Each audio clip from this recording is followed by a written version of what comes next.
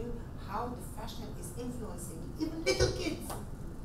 What can we do about that? I mean, that is really bad. You can't say your daughter, don't, I cannot say to my granddaughter, oh, you don't know, I know. I just have to let it be. Fashion didn't start today to influence people. Right from the times of Marilyn Monroe and beyond, fashion has always influenced people. But we as parents need to take responsibility to set the values and to set the tones in our homes. Not only fashion.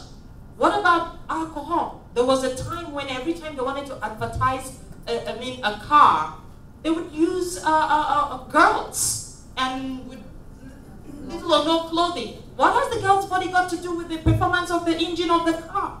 You know, so everybody's trying to influence everybody. News media, everybody's trying to influence everybody one way or another. We need to take responsibility because we can't force anyone else. We just need to set those values. And having said that, being fashionable is not a crime.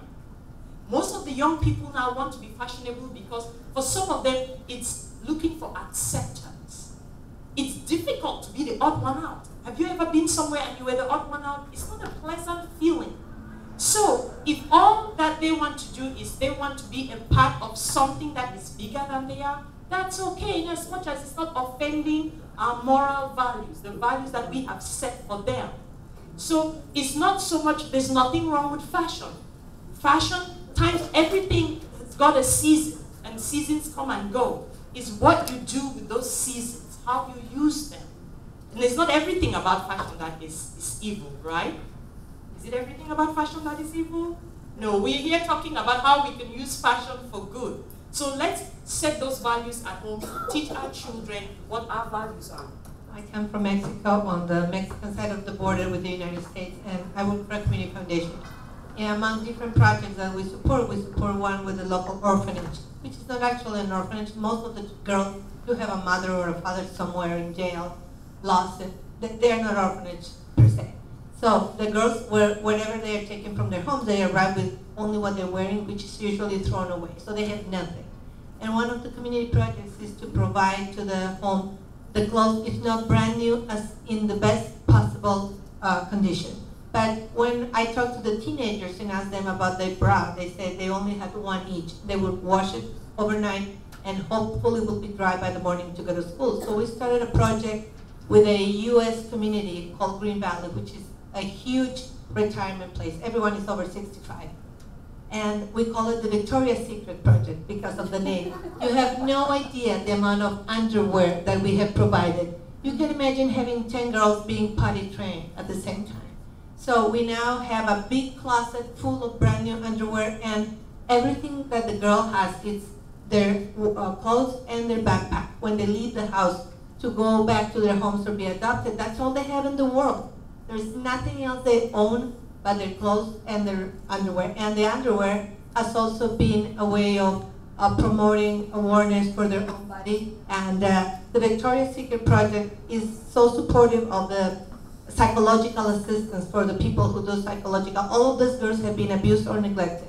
So the Victoria's Secret Project as a fashion project has changed their lives.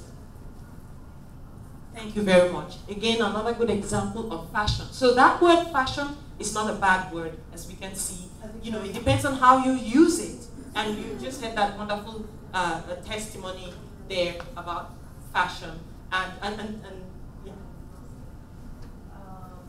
I'm Hina, co-founder of our community. And I truly believe that fashion is something what you want to say, but you don't need to speak about it. So you just, what you are, it should say who you are, you know. So that's what fashion is all about. Not to say anything, but it just shows who you are. It speaks by its own, that's it. Thank you. So your fashion speaks for you. It communicates the words that you don't want to speak, right? Great. Anyone else? Yes. Hi, my name is Chris, and I'm originally from South Africa, but I'm now based in New York. And I wanted to speak and touch on different subjects. They probably answer a couple of questions about from what you said about little girls and what we say about how we dress. I have modeled from the age of 14 and left South Africa and traveled all around Europe and ended up landing in America. And now we do Miss Heritage Global, where we try to bring in a lot more young girls that will go in a beauty pageant and represent their beauty through their culture and their heritage, infuse it with the modern style.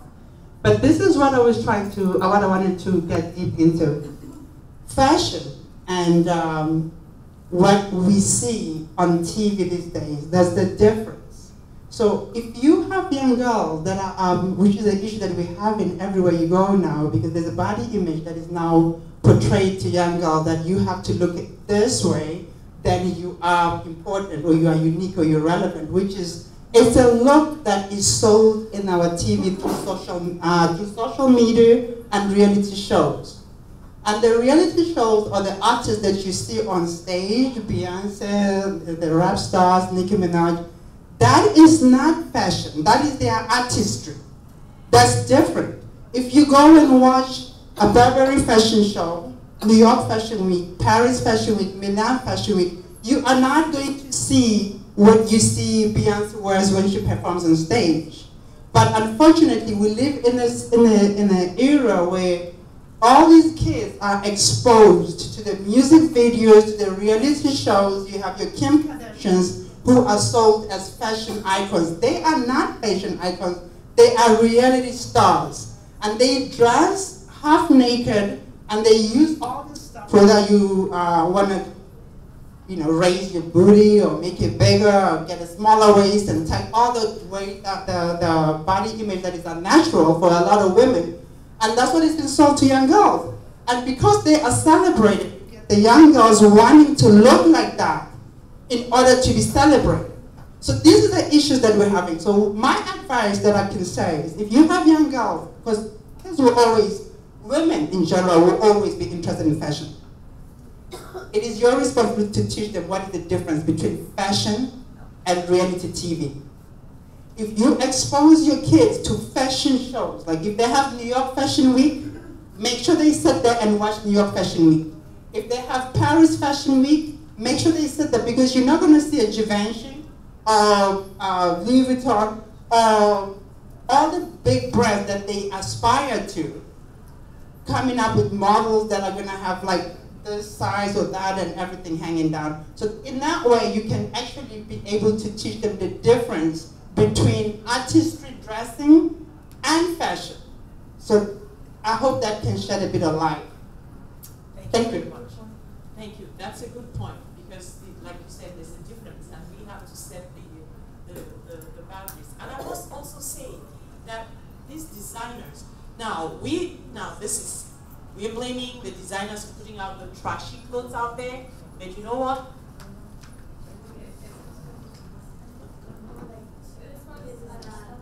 Oh, this one is working. Okay, thank you. But you know what? Do you know why some of those designers that do the trashy clothes, you know why they continue to do the trashy clothes? Because someone's buying. That's another thing. If you don't like a particular designer because you think his designs are immoral or they inspire the wrong kind of message, especially for the young children, express your language. Use your language. Express yourself. Express yourself by not buying. Just don't buy it. And when they've produced enough and people aren't buying, they're going to stop producing it. They're producing it because someone's buying it. Hi, my name is Michelle and I'm from the USA. But I have 6 children, and 3 of my children are young girls. And I think the comment that I would have is that we need to teach our children that their value and their worth is not defined outside in the world. That they can live in the world but not of the world. And that if they truly know who they are and that their confidence comes from within, then it doesn't matter what they're wearing. And yes, we can express ourselves on the outside, but we don't need to gain that acceptance from everyone else. And yes, we want to fit in, but then they make the choice of what they want, what they feel comfortable with, what feels good to them, not by what their friends are telling them or what society is telling them, but that they're making their own choices and they feel good about their choices because they like themselves and they're okay with who they are.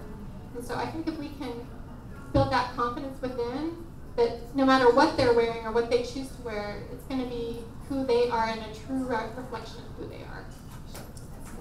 Thank you so much. I think the general consensus here has just been, it looks like we're going to have to take control and set the values, who we are, how we want to be seen. So thank you all. I think we're out of time. Oh, you wanted to say something? Okay, quickly. No. It might bless us. Just go ahead. 1 minute. Hi, good morning everyone. I'm Kuldeep and I'm from Canada. I just want to say, like, fashion for me is just fulfillment and it's confidence. So I do organize fashion shows for women only for women, and that's all married. So I organize like Mr. South Asia Canada program there. It's a competition. So what I feel when these women come out, they're mostly from Pakistan and India, who have never been out on the stage. They are not at all confident about themselves, not even don't know like how to speak in front of the public. Obviously, how to speak is one thing. So when they come out, it's all about grooming. It's not about showing off.